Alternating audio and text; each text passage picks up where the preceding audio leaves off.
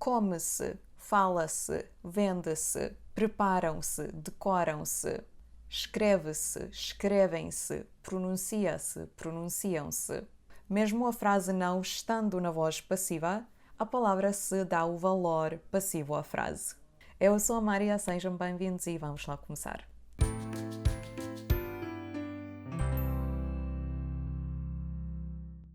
Vamos concentrar-nos na palavra se com valor apassivante. Isso significa que a agente da ação da frase não está determinado. O verbo neste tipo de frase está sempre na terceira pessoa, do singular ou do plural. Come-se, singular, comem-se, plural. Este tipo de frase usa-se para falar das coisas em geral, então sem mencionar quem faz uma coisa. Na época do Natal, decoram-se as ruas. Na época do Natal, decoram-se as ruas.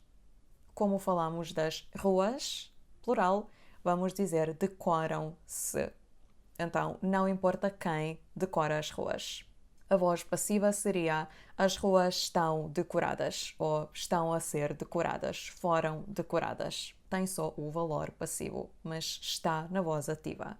As casas não se deixam abertas. As casas não se deixam abertas. As casas não se deixam abertas. Plural. As casas não se deixam abertas. A palavra se vai estar antes do verbo porque temos a palavra não. As casas não se deixam abertas. Vendem-se apartamentos neste bairro. Vendem-se apartamentos neste bairro. Vendem-se apartamentos neste bairro. Usamos a palavra vender no plural porque falamos dos apartamentos também no plural. Em Portugal, bebem-se vários tipos de vinho. Vários tipos de vinho, plural.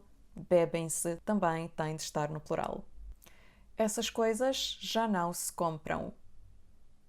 Essas coisas já não se compram. Essas coisas já não se compram.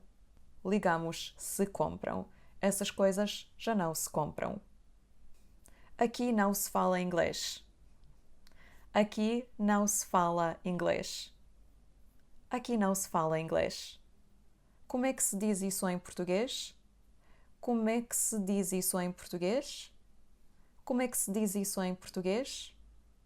Como é que se diz isso em português? Isso não se faz. Isso não se faz. Isso não se faz. Isso não se faz.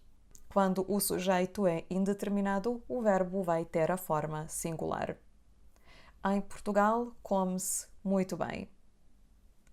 Em Portugal, come-se muito bem. Em Portugal, come-se muito bem. O sujeito é indeterminado. Como é que se vai para lá? Como é que se vai para lá? Como é que se vai para lá? Como é que se vai para lá? Isto é tudo para hoje. Obrigadíssima pela vossa atenção. Vemo-nos no próximo. Até já. Adeus!